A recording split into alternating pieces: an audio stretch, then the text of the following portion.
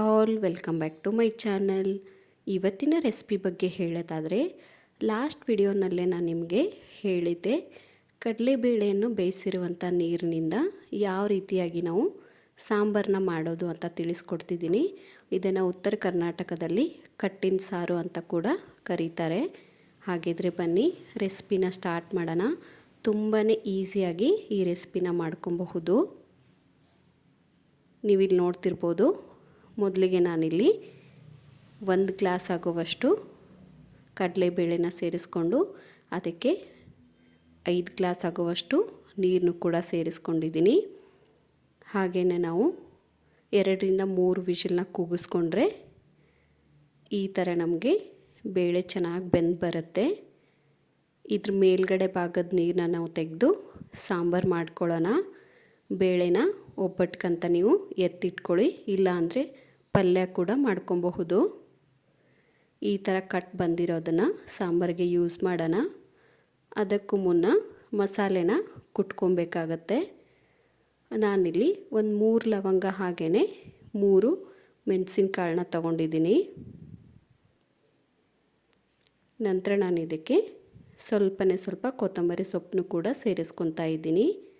ಹಾಗೆಯೇ ಸಣ್ಣದಾಗಿ ಕಟ್ ಮಾಡಿರುವಂತಹ ಅರ್ಧದಷ್ಟು ಟೊಮೆಟೊ ಕೂಡ ಸೇರಿಸ್ಕೊತಾ ಇದ್ದೀನಿ. ನಂತರ ನಾನಿಲ್ಲಿ ಕಟ್ ಮಾಡಿರುವಂತಹ ಮೆಣಸಿನ್ಕಾಯಿನ ಹಾಕ್ಕೊತಾ ಇದ್ದೀನಿ. ರುಚಿಗೆ ತಕ್ಕಟ್ಟು ಉಪ್ಪನ್ನ ಸೇರಿಸ್ಕೊಳ್ಳಿ. ನಂತರ ಅರ್ಧದಷ್ಟು ಜೀರಿಗೆ ಸಹ ಸೇರಿಸ್ಕೊಂಡು ಚೆನ್ನಾಗಿ ಪೇಸ್ಟ್ ಮಾಡ್ಕೊಬೇಕಾಗತ್ತೆ. ನೀವು ಬೇಕಾದರೆ ಮಿಕ್ಸಿಗೂ ಸಹ ಹಾಕ್ಕೊಂಡು ಪೇಸ್ಟ್ ಮಾಡ್ಕೊಬಹುದು. ನೀವಿಲ್ಲಿ ನೋಡ್ತಿರ್ಬೋದು, ಆಲ್ಮೋಸ್ಟ್ ನಮಗಿಲ್ಲಿ ಪೇಸ್ಟ್ ರೆಡಿ ಆಯಿತು. ಇವಾಗ ಒಗ್ಗರಣೆಗೆ ರೆಡಿ ಮಾಡ್ಕೊಳ್ಳೋಣ. ಈ ಕಡೆ ಒಂದು ಪಾತ್ರೆಗೆ ಆಯಿಲ್ನ ಹಾಕ್ಕೊತಾ ಇದ್ದೀನಿ. 4-5 ಸ್ಪೂನ್ ಆಗುವಷ್ಟು ಆಯಿಲ್ನ ಸೇರಿಸ್ಕೊಳ್ಳಿ. ಆಯಿಲ್ ಸ್ವಲ್ಪ ಬಿಸಿ ಆದ ತಕ್ಷಣವೇ ಅರ್ಧ ಸ್ಪೂನ್ ಆಗುವಷ್ಟು ಸಾಸಿವೆ ಹಾಗೆಯೇ ಅರ್ಧ ಸ್ಪೂನ್ ಆಗುವಷ್ಟು ಜೀರಿಗೆನೂ ಸಹ ಬಳಸ್ತಾ ಇದ್ದೀನಿ. ನಂತರ ನಾನಿಲ್ಲಿ ಸ್ವಲ್ಪ ಕರಿಬೇವಿನ ಸೊಪ್ಪನ್ನು ಕೂಡ ಸೇರಿಸ್ಕೊತಾ ಇದ್ದೀನಿ. ಹಾಗೆಯೇ ಸಣ್ಣದಾಗಿ ಕಟ್ ಮಾಡಿರುವಂತಹ 1 ಈರುಳ್ಳಿನ ತಗೊಂಡಿದ್ದೀನಿ. ನಂತರ ನಾನಿಲ್ಲಿ ಅರ್ಧದಷ್ಟು ಟೊಮೆಟೊ ಕೂಡ ಸೇರಿಸ್ಕೊತಾ ಇದ್ದೀನಿ. ಇವಾಗ ಟೊಮೆಟೊ ಹಾಗೆ ಈರುಳ್ಳಿ ಹಸಿ ವಾಸನೆ ಹೋಗೋವರೆಗೂ ಫ್ರೈ ಮಾಡ್ಕೊಳ್ಳಿ.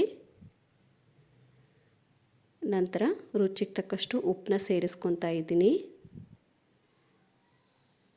ಹಾಗೆಯೇ ಸ್ವಲ್ಪ ಅರಿಶಿನ ಪುಡಿ ಕೂಡ ಹಾಕ್ಕೊಳ್ಳಿ. ನಾನಿಲ್ಲಿ ಒಂಚೂರು ಬೆಲ್ಲನ ಸೇರಿಸ್ಕೊಂಡಿದ್ದೀನಿ. ನಂತರ ನಾವು ಇದಕ್ಕೆ ಕುಟ್ಟಿರುವಂತಹ ಪೇಸ್ಟ್ನ ಹಾಕ್ಕೊಳ್ಳೋಣ. ಇವಾಗ ನೀಟಾಗಿ ಇದನ್ನು ಮಿಕ್ಸ್ ಮಾಡ್ಕೊಬೇಕಾಗತ್ತೆ.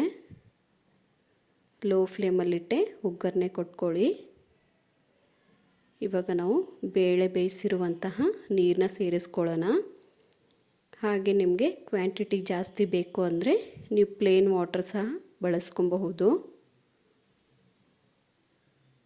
ಇವಾಗ ಇದಕ್ಕೆ ಕೊತ್ತಂಬರಿ ಸೊಪ್ಪನ್ನ ಸೇರಿಸ್ಕೊಳ್ಳೋಣ. ಹಾಗೆಯೇ ಲಾಸ್ಟಲ್ಲಿ ತುರಿದಿರುವಂತಹ ಕಾಯಿ ತುರಿನ ಸೇರಿಸ್ಕೊಂಡ್ರೆ ನಿಮಗಿಲ್ಲಿ ಈಸಿಯಾಗಿ ಕಟ್ಟಿನ ಸಾರು ಅಥವಾ ಒಬ್ಬಟ್ಟು ಸಾರು ರೆಡಿ ಆಗುತ್ತೆ. 1-2 ನಿಮಿಷ ಇದನ್ನು ಚೆನ್ನಾಗಿ ಕುದಿಸಿದ್ರೆ ಆಯಿತು. ಸೊ ನೋಡಿದ್ರಲ್ಲ ಫ್ರೆಂಡ್ಸ್, ಎಷ್ಟೊಂದು ಈಸಿಯಾಗಿ ನಾವು ಒಬ್ಬಟ್ಟು ಸಾರನ್ನ ಮಾಡೋದು ಅಂತ.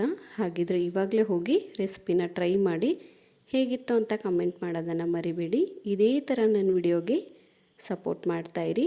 And thank you for watching.